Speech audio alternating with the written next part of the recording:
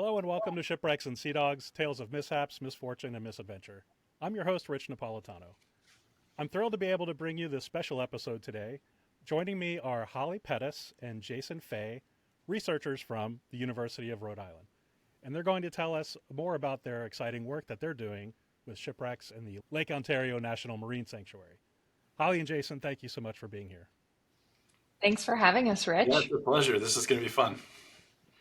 Before we get into details of your expedition, could each of you just tell a little bit about your role with your project and what you do? I was lucky enough to be a part of the initial discussions about this expedition with the Office of National Marine Sanctuaries at NOAA. They were lucky enough to receive funding to conduct an initial exploration of what is at the time was going to be the newest National Marine Sanctuary in the system, but didn't know how to access the technology, didn't really know how to plan or execute the expedition. So I helped them envision what it could be and the technology that we could leverage. And from that kind of very initial concept, developed what turned into be a pretty epic 2-week expedition that we finished up most recently on the lake. My role here in the project was the expedition leader. I brought the parts and pieces and the technology together to make it all happen. I was the Jason Wrangler. It's unfair, but true. Really, no, my position on the ship, I initially got involved to plan the communications and outreach for the expedition and really just helped our students stay on track. Jason was handling all of the big picture things, and I really helped support our students. I made sure they had all they needed to succeed while we were out there. She's underselling her impact on this project. Not only did NOAA have deliverables that were to collect these baseline surveys of these shipwrecks in the lake, but a key thing was to tell the story to the public while we were doing it and start to build awareness of the sanctuary and show value in the federal government, having a part of Lake Ontario and part of the National Marine Sanctuary system. And so Holly led the communications component of the project. That was actually a total home run. We far exceeded other similar efforts in the sanctuary system and blew our metrics out of the water for kind of the outreach that we did. And that was all due to, Holly's leadership. Wrangling Jason was a part of it, but her portfolio excelled during the project. Something I think is really special about this expedition, it was that it involved a lot of students, and it was more or less student run, if I understand. Can you talk a little bit about that and the experiences that the students were able to get?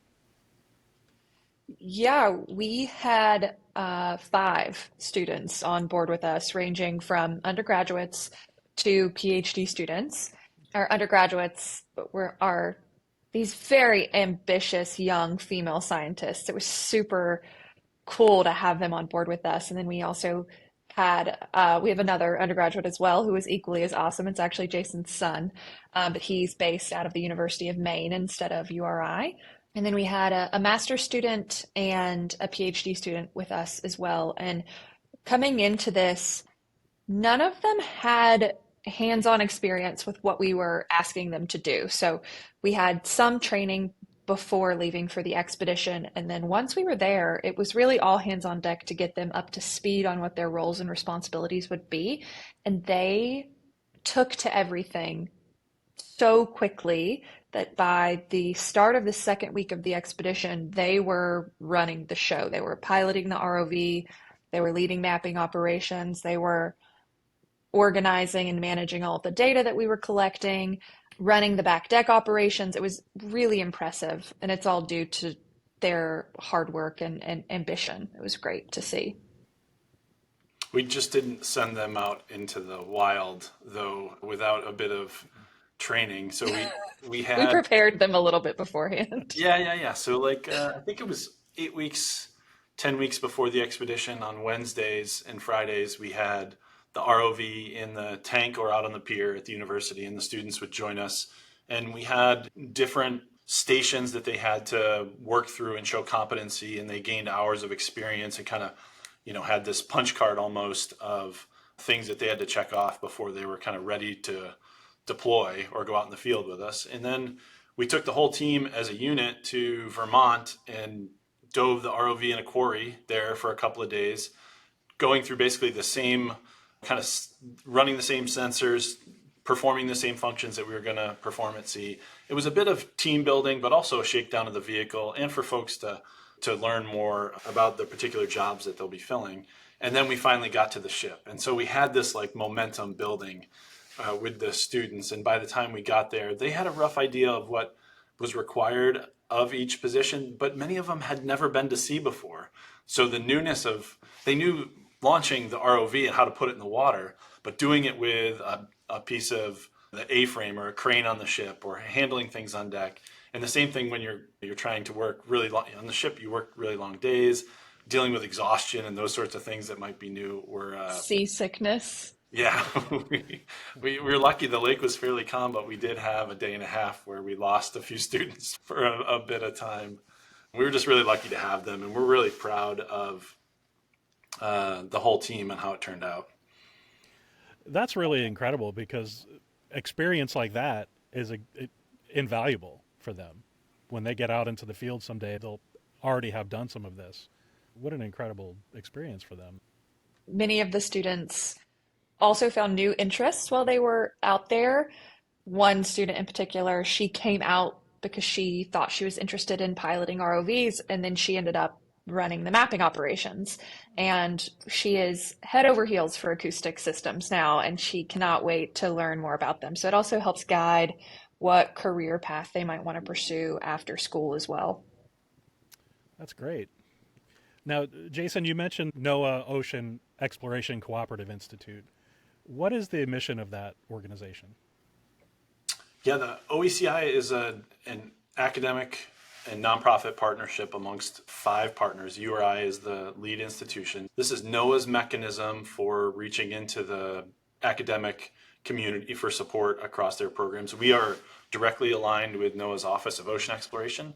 And so we conduct about 6 months of exploration with the exploration vessel Nautilus, with Dr. Ballard's research ship. And then we've got a slew of other technology development, community outreach kind of programs across our portfolio that are managed and executed by our partner institutions. So we were lucky enough to have Woodsole Oceanographic Institution as a partner.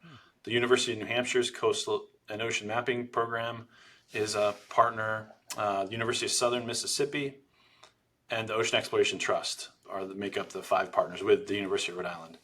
And so we're lucky enough to be the lead institution. My day job when I'm not out at sea on expeditions is the associate director of that organization. Holly's program manager, project manager for us, and is killing it in that capacity. Yeah, so we're NOAA's contact into ocean exploration. We really have, previously we had focused on deep ocean technologies. So we've been leveraging a lot of 6,000 meter ROVs, AUVs, things that others don't have. But this shallow water capability, like we have in Rhody, our new ROV, has really opened up a bunch of opportunities, and NOAA Ocean Exploration is really excited about filling this gap, it seems like, that exists. It's amazing the resources and different agencies that come together to provide not only funding but also cooperation and collaboration to carry out this kind of work. Is it difficult to find funding for these kind of projects? It's exceptionally difficult. The Cooperative Institute was awarded in 2019. It's a 5-year award grant with NOAA, and we were just renewed for another 5 years. So we have this like trusted relationship for a 5-year period. And so it would be much different if we were applying for each project, had to, apply for that grant and fight for that funding. But there's ability with the cooperative institutes to grow momentum over time and build trust. And so things happen more casually, I think, with our organization. So let's talk a little bit about your remote operated vehicle, which is named Rhody, and I happen to love that name. We got to name these things, right? We worked with JM Robotics, but their model was HD3. It just didn't suit the personality maybe for us. So we asked each other, like, hey, we got to name this thing. What should we do? And we didn't realize how locked into the name we were going to get once it started getting out there. So, Yeah. Dave, who runs the lab, suggested Rhody, and it has really stuck. I mean, it's now a thing. Noah's calling us, asking us about Rhody specifically. Like, it just amazes me how people take to the names of these things. Well, it's catchy, like you named a pet. Yeah, Personification is a powerful tool. that's right. Yeah. The only thing I think there's been a discussion that I have squashed about adding googly eyes or something to the ROV, but that's like one step too far for me. Maybe for Halloween. So it was designed with some very specific characteristics and functions in mind for what you were trying to do. What was that process like of designing it and building it? We knew the vehicle was going to be used in Lake Ontario. The max depth there is 802 feet. So we knew that looking in the class of kind of 300 meter rated observation class vehicles, remotely operated vehicles, which for folks who don't know, they're connected with an umbilical to the surface. So you provide power to the vehicle through that umbilical, but also live video and data gets transferred. So from the ship perspective, you get to see what's going on immediately, which is great. For this particular mission, we needed to provide or capture images that could be built into 3D models that would be representative of each wreck when we were finished. And the kind of best camera going for this right now is made by a company called Voyus. And it's a pretty significant sized unit. And so for all of these observation class vehicles, it needs to be flown on a skid. And so we started doing the down select of the features we wanted and how we would do it, who would partner with us on designing the skid for the vehicle. And it's hard to get attention for folks to do these kind of one-off projects. But we found a company out of Norway called JM Robotics who's on like this rocket trajectory in these small vehicle deployments. And JM was willing to work with us and truthfully went from being a kind of a vendor and a client to now like partners in this. They're a fantastic group and really excited about our success. We're excited to see them succeed. And we worked together to design this little yellow ROV that we're now calling Rhody. I mean, they were kind enough to put the university logo on the top of the vehicle. It's just like a nice sentiment how it worked together. So we designed the vehicle to house this skid. And it's not only the camera that was a critical piece of technology, but this vehicle had a fiber optic umbilical, which is kind of a high-end option in some of these smaller class vehicles. So we could have the full throughput of the camera, which allowed us to model each wreck in real time while we were on the seabed to be able to understand what we missed and what we didn't. It just worked out really, really well. We were fortunate to have two team members from JM Robotics actually join us on the ship as well. And watching them, they work with these vehicles all the time, watching them pilot the ROV in what we call acro mode. So that's with the 6 degrees of freedom. It takes such mental tenacity and focus to do that at a really high level. And then they just acted like they were playing a video game. It was so impressive to see them do that. And we were able to collect some really awesome footage because we had them out there with us. It was great. And you mentioned the 3D models that it's taking with the camera. Was there any other kind of data that you were able to gather using Rhody? The primary objective was imagery. So photos, video. We had the Voice camera has a stereo pair of cameras, so that was critical to the model making. We had a standard set of oceanographic sensors that kind of come with all the vehicles that was running the entire time. And as part of the mapping operation, we were collecting kind of the sound velocity profiles throughout the expedition to calibrate the mapping data, but is also really useful for other purposes as the lake, transitions through the seasons and you see that thermocline move, all kinds of stuff. One of the really attractive features about Rhody is how nimble it is. And it was very important to us and the NOAA team as well that we don't disturb any of these wrecks in the sanctuary. So we didn't want to take samples or even stir up the dust too much while we were down there. And Rhody really allowed us to do that.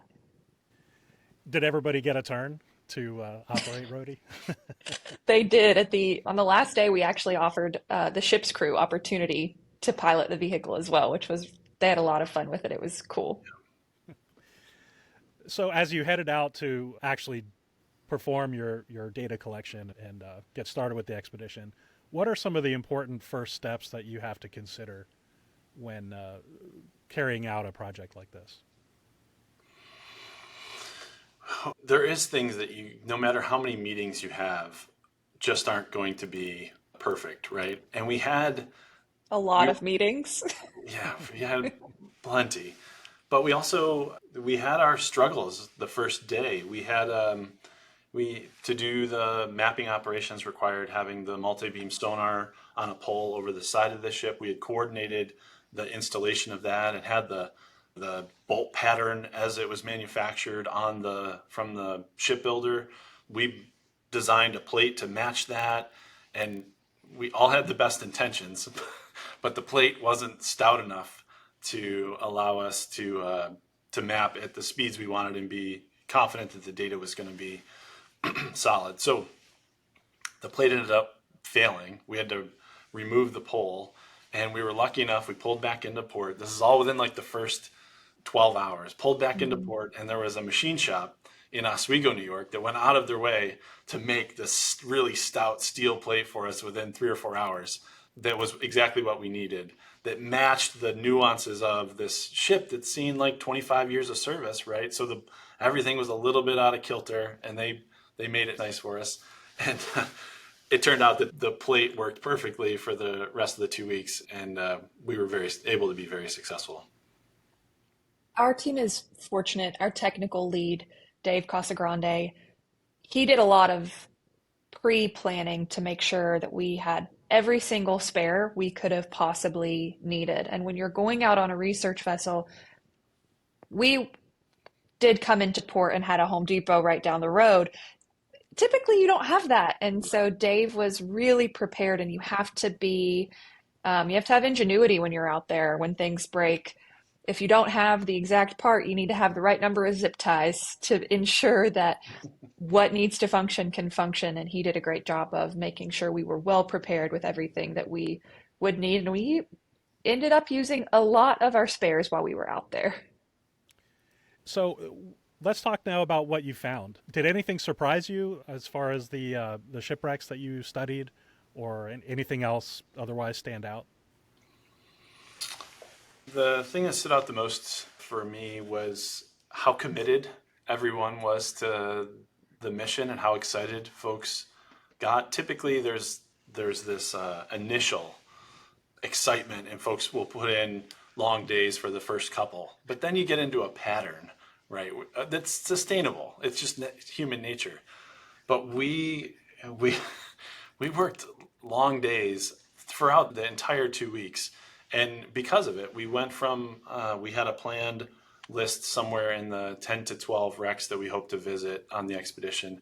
And we ended up completing 17. There was always this kind of, could we do one more? We found this thing in the mapping data. Can we just put the ROV in and go look at it? It turned out we kind of far exceeded expectations across, NOAA, but also my internal team expectations. And so I was surprised most, and we can talk about the shipwreck surprises and all of that. But it really was, for me, I was most surprised and most proud to be a part of kind of how excited the whole team was, how they maintained that and committed to the mission that they were. I think the most surprising thing for me was the state of preservation of these shipwrecks. We knew going into this that they were going to be extremely well preserved, but some of the wrecks, as we approached, it looked like they had been delicately placed on the lake bed. And if they were not covered in all of the mussels that you can see if you watch the live streams, they looked pristine. And that was something that was very shocking. And then it was even more shocking when we approached a wreck that was all mangled and gnarly, that looked like it had really seen some challenges before it came to the bottom of the lake. It was you couldn't replicate the feelings.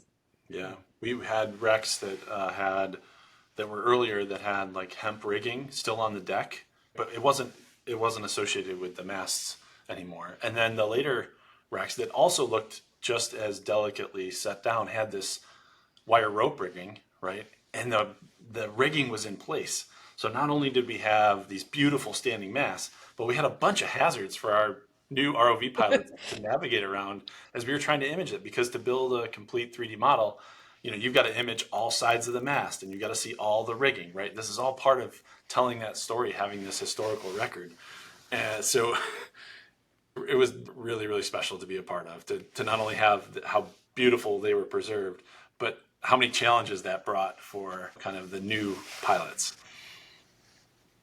Our maritime archaeologist from the sanctuary was constantly saying these wrecks will never be in better condition than they are right now. And that's why the baseline surveys that we were conducting were so important, because NOAA's going to put mooring buoys on the shallower wrecks to allow scuba diving and the public to access these in one way or another. And the human-induced kind of damage is going to happen. And so that baseline survey was really important, and we are lucky to have the Great Lakes as kind of this time capsule for maritime history. A lot of the wrecks we were investigating as well are too deep for even technical divers to access. So not only are we conducting this baseline survey, but we have created this tool to bring those shipwrecks to everyone. You don't, even the divers can't access them, and you don't have to be a diver to access them now, which is also, I think, a really special part of this project. Did you know the identity of all of these wrecks, or are some of them unknown? There was a balance. We had what's amazing in Lake Ontario is there is a few folks who are passionate shipwreck hunters, and over the last 30 years, maybe more, since the late 70s, have been collecting this repository of information about where things exist in the lake, but they're very private. And so there's these two factions, right? One has decided to share information with NOAA about these sites, and we were able to visit some of those wrecks we actually had Tim Keza on board with us and his partner Dennis, his exploration partner Dennis, and they had talk about some sea stories of being out on a small boat with all this high-end equipment, with the power going out, drifting for like basically a day and a half, waiting for the Coast Guard to come get them because they're out before anybody else is out on the lake. It's Tim and Dennis on the boat, like hunting for shipwrecks. Just amazing guys to talk to. I'd actually encourage you to reach out to them for a follow-up podcast. They would be just a delight. There was a fire in the middle of the night one time on their vessel. It's no shortage of stories between the two of them. But they shared some locations. We also had a NOAA ship, the Thomas Jefferson, was in the lake in 2022 that collected multi-beam survey data that identified a few possible targets. And then we were mapping each night in new areas that weren't covered by the Thomas Jefferson, and we were able to identify new targets of our own. And so we dove on known targets. We dove on a few that were previously mapped but hadn't been inspected with the ROV. And then we had our own brand new finds, which kind of was the best for the team, right? Can you imagine being the student running the mapping system who then wakes everybody up in the middle of the night because they found a shipwreck that wasn't on the known list? Just pretty awesome experience. It was very invigorating for the rest of the team. Yeah. What stood out as particularly challenging during this expedition? I think something that we were aware of going into this operation was the ship that we were on and using did not have dynamic positioning. So one of the primary goals of the back deck team was managing our umbilical or tether that connected us to the ROV. Because if the umbilical got caught in the props of the ship, then that was a mission kill for a few days while we made the repairs, recovered all of the things. The first few days of learning how to communicate with the marine techs and the ship's crew who were operating the ship, there were some growing pains there. But after we established that line of communication and figured out how we all work best together, it worked so well for the skipper, who was he 83, Jason? He was up there in years. Very skilled boat captain. but they're up there holding station for 8-hour shifts. And instead of the kind of the casual mapping surveys that they're used to performing. So it was very demanding for them, but they did a fantastic job. But that initial communication establishment presented a challenge for the first few days. It's interesting as the technology advances, ability to collect data increases, but managing that data has turned out to be like a thing that we did not appreciate as much until the last day and a half of the expedition. And Holly spent one really long night organizing all that information that we had collected. And I think the thing that we could have been more prepared for is that data management piece. Terabytes of information per dive are, it's just a lot. And it takes time to just transfer it around. And when we were in a situation where we had certain wrecks were coded by a number from the survey, right, from the Thomas Jefferson, say, and others had been dove on previously and had an initial indication of what that wreck might be. And then there was the new finds. And so not only did we would dive on a numbered potential target, and the maritime archaeologists would say, oh, that's the black duck. Okay, so now that became the black duck in our data management scheme. We would also dive on what we thought was going to be the Nellie P. Downing, and it turned out to be the William Elgin. So the names would change constantly throughout the expedition. Keeping that file structure, it seems dumb, but man, did it turn out to be a thing because of these shifting names. Especially when you have data coming from multiple sensors and on the back end, it's not integrated to come into the same file structure. And so you need that naming scheme to be ubiquitous across all of your sensors and your servers. And we thought we were doing a really good job, but man, that last night of wrangling all of the data and tracking down, like, wait, no, we thought it was this one, but the GPS coordinates don't match. So no, it's this one. But timestamps save the day always. And that gives you a very easy path backwards to which data actually belongs with which site. But when you're on hour 18 of work and a little sleep deprived, it can seem more challenging than it is. Yeah, you get a little punchy. Yeah. That's the perfect segue because I wanted to ask, now that you have all of this data, what's next? We've got a requirement to build the photogrammetric, the 3D photorealistic models of each wreck. And so we have a team in the lab downstairs right now that's cranking on all that information. It's a couple of week process per site. And so we hope to, by the end of the summer, have a large kind of portion of the models complete. And then by Christmas, be kind of done with them. Things are changing really quickly. The video game industry is allowing us to pull in technologies that previously it was like exotic software. Someone would have their PhD dissertation would be written on building this 3D model. And now they're taking these photo scans of the inner cities for video games, and the software is really, really accessible. So we have the students that we're piloting working on the models downstairs, and they're turning out brilliantly, absolutely gorgeous. Mm-hmm. And we're really proud of watching them learn this additional skill. We're also a little jealous because it's something that probably we're not going to be that good at if we went down and try, but they're crushing it, right? And so that's our required output of the data is these three-dimensional models. Now what NOAA is going to do with those, I think there's a huge desire for the public to see and for NOAA to show those to the public to make them accessible, but that mechanism's still got to be figured out. So what are the next plans for Rhody?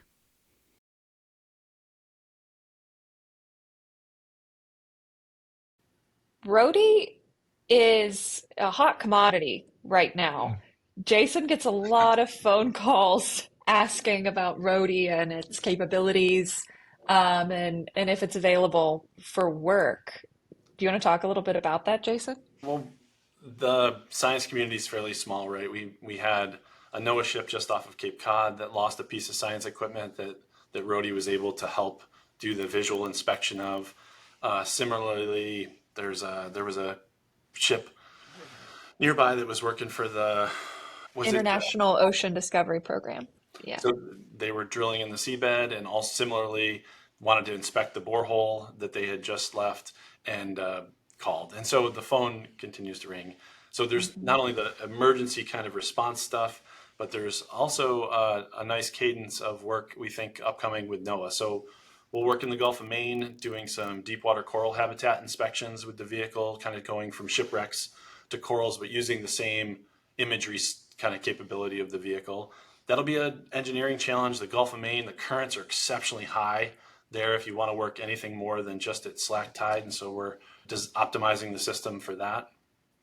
And then a potential shipwreck survey off the coast of Florida. If you've seen the SS United States has been sailing down the East Coast and it's going to be sunk. We're going to hopefully, fingers crossed, be funded to participate in an initial survey of that ship. All kinds of good stuff seems to be coming our way. I should say the emergency response, that visual survey of the lost equipment, also heavily student ran. We kind of had to scramble. The ship was only going to be in that location for a limited number of days, and a lot of us had stuff going on. But Dave dropped everything. We had some students that were eager and happy to go out and support the mission as well. So our students continue to be heavily involved in everything we're doing. So Rhody's going to be a little famous then, huh? His website is under construction now. No, that's it. We should have. Truthfully, Rich, we had late February, we went to the factory acceptance test in Norway. So we visited the factory, put the vehicle not only in the tank, but then off the seawall there and demonstrated its capabilities with the manufacturer. It arrived like 2 weeks before the expedition. So we had the JM Robotics was nice enough to send over a loaner system that we trained the students on before our vehicle with the skid arrived and all the cameras and everything else. So we're still getting to know Rhody a bit. You know, we took it to sea, but we're still identifying things that working with the manufacturer on optimizations, things to make better. So a lot more to come with Rhody, not only projects, but the technology. Well, I can't wait to see what's next for Rhody. For those that are interested, what programs does the University of Rhode Island offer for ocean exploration and ocean engineering? There are the Ocean Engineering Department and the Graduate School of Oceanography. Both are the places to get your foot in the door to get into this sort of work. You know, we were lucky enough to, Holly and I sit at the Graduate School of Oceanography, but a majority of the students that participated were from the Department of Ocean Engineering. And so it's that combination of the science mission driving the engineering choices, you know, is what we're really finding is makes, you know, our little Bay campus, we're right here on Narragansett Bay, so powerful. So there are great programs all over the country, but here I agree with what Jason is saying. This is a place where if you are interested in maritime archaeology or just exploration in general, you can really get hands-on experience with the tools and the engineering and development of the tools that allow all of these areas of research to go out and collect their data. Rich, we're lucky on the expedition to have 3 different archaeologists participate with us. And one thing that I didn't appreciate was how deep their field is in one specific area. And there's like Ben Yose's area of study was sailing ships on the Great Lakes. So Ben knew, he can, from memory, the changes in the locks within the Great Lakes system that drove the changes in length of the vessels during those time periods. And so we would see a ship of a certain length, of a certain style. Ben would know exactly what it was. We had another archaeologist that early steam powered vessels were their thing. So we would see a vessel with a single cylinder, I think they called it a donkey boiler. And because the thing would kick so hard, right? That was where it came from. And Phil would know information about that ship just on seeing the equipment associated with the boiler on the vessel. Same thing for Willie Hoffman. Willie his expertise was ceramics. So if we saw anything that was, you know, kind of these household goods or these industrial equipment. Some of the ships were hauling packages. They were like the Amazon of their time, right? They were moving just goods ordered by a store somewhere from point A to point B. So we would see bundles of shovels and all sorts of other things that could have been ordered like that. And Willie knew when he'd see those items exactly where they were likely made. That was those kind of things that were the character of the daily life of folks during that time was his expertise. And so when you had sailing vessel Ben and steam engine Phil and the daily life Willie, we got this like really, really interesting context about each wreck because they had a different perspective from each of them. We we were able to host a few ship tours, and some of those were with the Oswego High School students. Oh. And I was in the lab space where Ben and Willie were speaking to the students, and Willie was describing it as almost going through someone's trash today. And it's not the exciting stuff that, like, the people who are actually documenting history, the people with the money, that's not who we were investigating. These are the mundane, everyday lives of everyday people, and that's who we are getting insight to by looking at these objects and putting these really complex histories together from their very separate, specific fields of knowledge. And the process of seeing them do that in real time was fascinating. The most exciting object was the sea chest. There was at one point the vehicle, because it can maneuver in 6 degrees of freedom, was able to peek down into the hold of the ship, and it sure looked like a sea chest. This is the locker of someone sailing on that ship. And to hear Willie and Ben talk passionately about opening that up and to understand, the goods and what they all meant to daily life, kind of the perspective that it would have on just that individual person's life. It was just really neat to how something that could easily be overlooked could have so much meaning for their field. We actually, in one of the live streams, someone was commenting in YouTube asking if we were going to be looking at a certain shipwreck, which we did not happen to investigate the shipwreck she was interested in, but she said, my great-grandfather, I think, passed away on this shipwreck. If there are any artifacts that you all find, I would love to see them in the video if possible, because it could have been my grandfather's. And having the deep respect and appreciation for not only are these things beautiful and they have this history, but there were human lives involved with these as well. And we definitely, while we were out there, had a lot of conversations about what these people could have experienced and had reverence for what they did and how harrowing their jobs were. Most of the wrecks that we saw were lost in that mid-November through mid-December period. And Yeah. and the reason why is because all these companies, it was very competitive, right? So there wasn't a ton of profit in this business unless you could get those last few shipments in when your competitors couldn't. That was your advantage, right? So there was this profit-driven incentive to continue to push on the lake when the weather gets worse and worse and worse. And so when these accidents happened, it was like blizzards coming across the lake.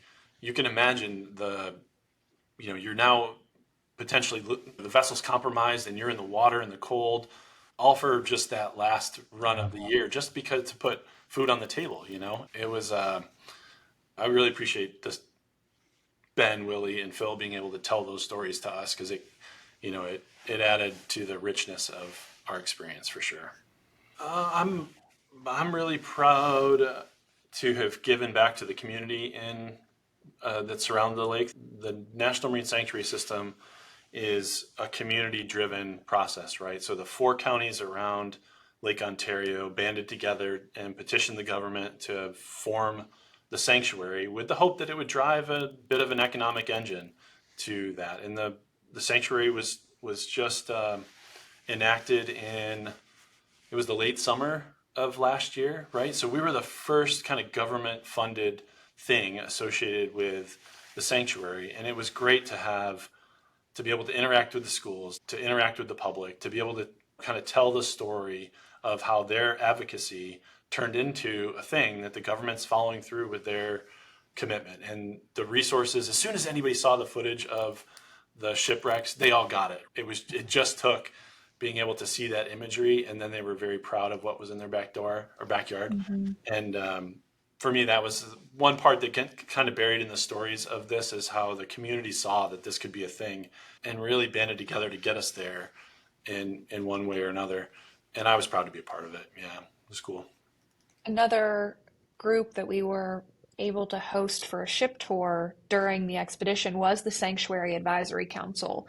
And a lot of people on the council were community members that helped drive this initial effort to get the sanctuary designated.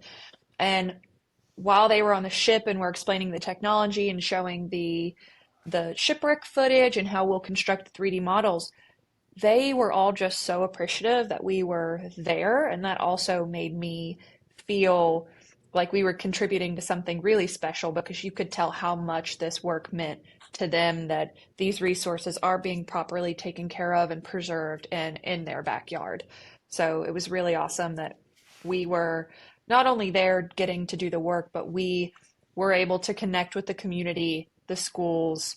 We hosted a lot of virtual, what we call ship to shore events with local classrooms, and all of the students were so interested and had great questions about what it's like to work on a research vessel and the conditions on the bottom of the lake. And it's really awesome that we were able to do that. And for those that are interested, if they want to keep up with your progress on the project in Lake Ontario, where can they go to visit to see more updates about what you're doing? I would direct everybody to the Lake Ontario National Marine Sanctuary's Facebook page. They posted updates while we were out on the lake. They are continuing to tell some stories, and once the models are available, they will be sharing some 3D models there as well. But they do a great job of informing the public of how they can continue to be involved.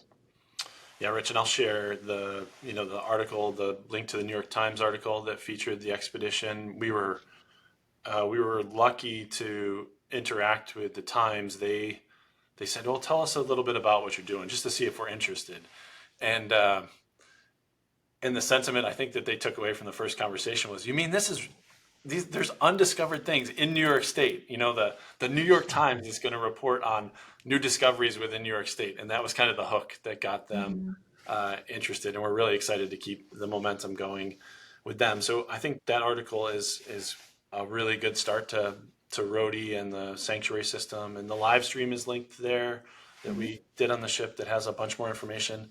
And then because Rhody's so new, we're still putting the website together here at the university. We have a student whose sole job this summer is just to crank out this website. And we hope that it has like not only the technical features of the vehicle, but a blog that'll share, kind of the upcoming expeditions and what's changed in the lab, all kinds of little insight into the vehicle itself. But Taylor, if you're listening, there's high expectations. Please follow through. I met with two of our students today that participated in the project, and we're planning on submitting abstracts to upcoming conferences about their experience in participating with the Lake Ontario project. So the conference that they will be submitting those abstracts to is the American Geophysical Union Annual Conference. That'll be in Louisiana in December. So if anybody's at AGU, come by our students' posters and you can learn more about the student experience as well. Great.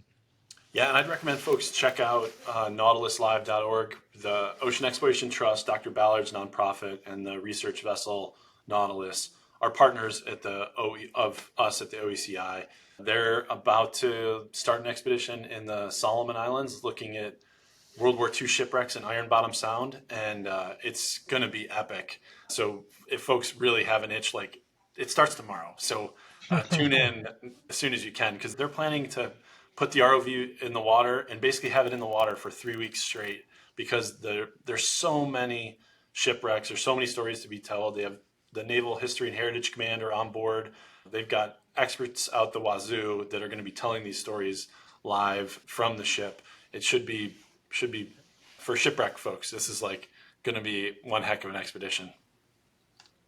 So I'll put all of those in the show notes, so listeners can go to shipwrecksandseadogs.com and click on those links and see all of these things that you're referring to. Jason and Holly, thank you so much for being here. I really appreciate all the great work that you do in the interest of science and exploration and learning more about the planet. I can't thank you enough for being here. Thank you so much. Thank you so much for having us, Rich. We're always happy to tell the story. This is how people learn about the science and about the importance of all of these things. So thanks for what you do and thanks for having us. Yeah, Rich, so do we get the Sea Dog identification card or like our membership to the club in the mail, or is that now like in my Google Wallet? Is that like a virtual thing these days? Yeah, you'll get that in the next packet boat that arrives in Rhode Island. Awesome. No, we really appreciate it. Thank you so much for having us.